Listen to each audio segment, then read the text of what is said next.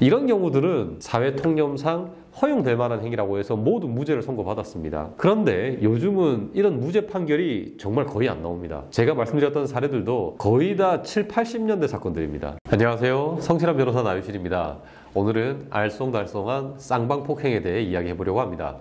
쌍방폭행 참 애매한데요. 이게 정당방위인지 아니면 상호 폭행한 것인지 억울할 때가 많습니다.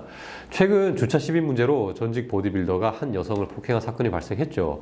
그 사람은 이 여성도 자기 부인에게 위해를 가했다며 쌍방폭행을 주장했습니다. 과연 이 사건 어떻게 마무리될까요? 그래서 먼저 그동안 어떤 사건들이 있었는지 살펴보고 혹시라도 여러분이 그런 상황에 처했을 때 주의할 사항은 무엇인지 함께 알아보겠습니다. 먼저 1960년도 판례인데요. 상호 폭행을 가하는 쟁투 행위는 정당방위가 될 수 없다라고 판시했습니다. 요즘 쟁투 이런 표현을 거의 안 쓰긴 합니다만 용쟁호투 그 이소룡이 나오는 영화 네, 이 사건은 피해자가 피고인의 형이 키우던 토끼를 훔쳐가자 피고인의 피해자를 먼저 때렸고 그러면서 쌍방폭행한 사건입니다. 피고인이 정당방위를 주장했지만 상호폭행은 정당방위가 안 된다라고 판시한 거죠. 여기서 중요한 건 절대로 먼저 때리면 안 된다는 겁니다. 꼭 기억하세요. 절대로 먼저 때리면 안 됩니다.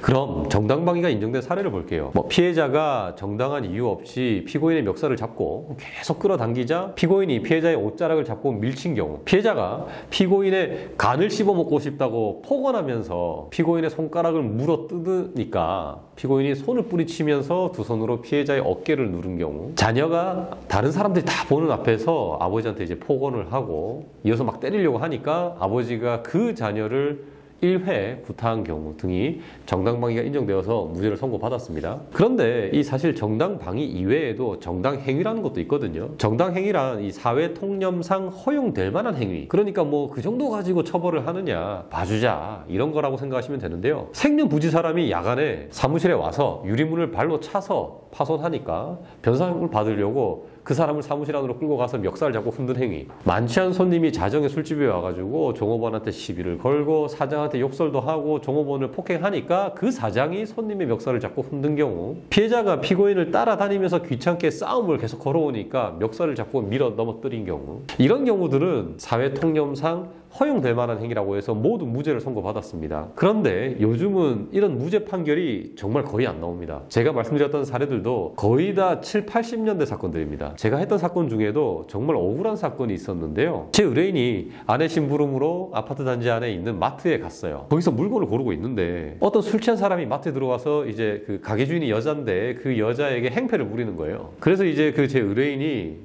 도와주어야겠다 싶어서 그 사람을 잘 달래가지고 마트 바깥으로 내보냈거든요. 근데 이제 혹시 몰라서 그 사람이 이제 다시 마트로 계속 들어올 수 있으니까 마트 입구를 지키고 서 있던 거예요. 그런데 이 사람이 주변을 계속 어슬렁거리다가 다시 마트로 들어오려고 실제로 한 겁니다. 그러다가 제 의뢰인이 안 비켜주니까 삿대질도 하고 욕도 하고 하면서 다시 마트로 들어오려고 제 의뢰인에게 이렇게 달려든 거죠. 그래서 제 의뢰인이 그걸 막으려고 두 손으로 그 사람을 밀쳤거든요. 근데 하필 그 사람이 이제 술에 만취해 있다 보니까 중심을 못 잡고 그냥 뒤로 넘어져서 뒤통수를 땅바닥에 부딪힌 거예요. 그래서 피고인은 얼른 이 사람을 일으켜 세워주고 이제 택시까지 태워서 귀가를 시켰는데 아이고 그만 그 사람이 뇌출혈로 사망하게 된 거예요. 이건 정당방위나 정당행위에 해당한다고 볼 수 있지 않을까요? 하지만 이 검찰은 폭행치상으로 이 의뢰인을 기소를 했습니다. 일단 검찰도 그 의뢰인이 그 사람의 사망까지를 예견할 수는 없었던 것 아니냐 이렇게 본 거죠. 하지만 어쨌든 머리를 다치게 한 상해는 예견할 수 있었다라고 본 겁니다. 밀칠 때요. 나중에 법원에서는 결국 상해도 인정할 수가 없다. 그러니까 상해도 예견할 수 없었다라고 봐서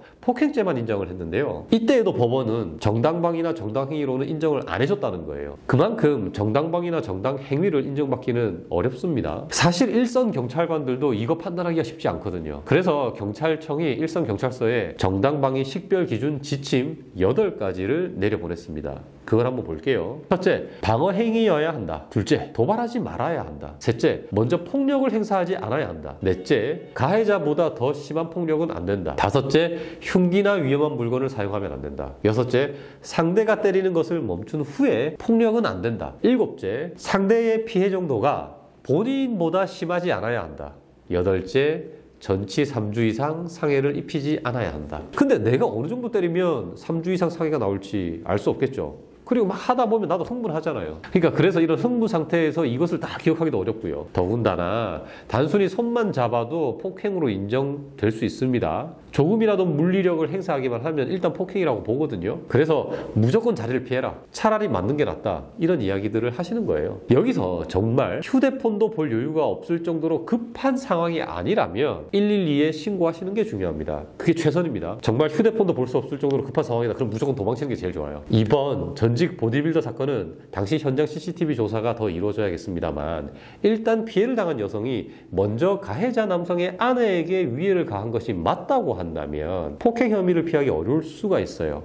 다만 여러 사정을 고려해서 검찰이 기소를 유예하거나 법원이 선고를 유예할 수도 있겠죠. 그 여성분은 아예 처벌을 받지 않을 수도 있다는 거예요. 물론 그 전직 보디빌더는 처벌을 피할 방법은 없을 것 같습니다. 여러분의 생각은 어떠신가요? 성실한 변호사 나유신이었습니다.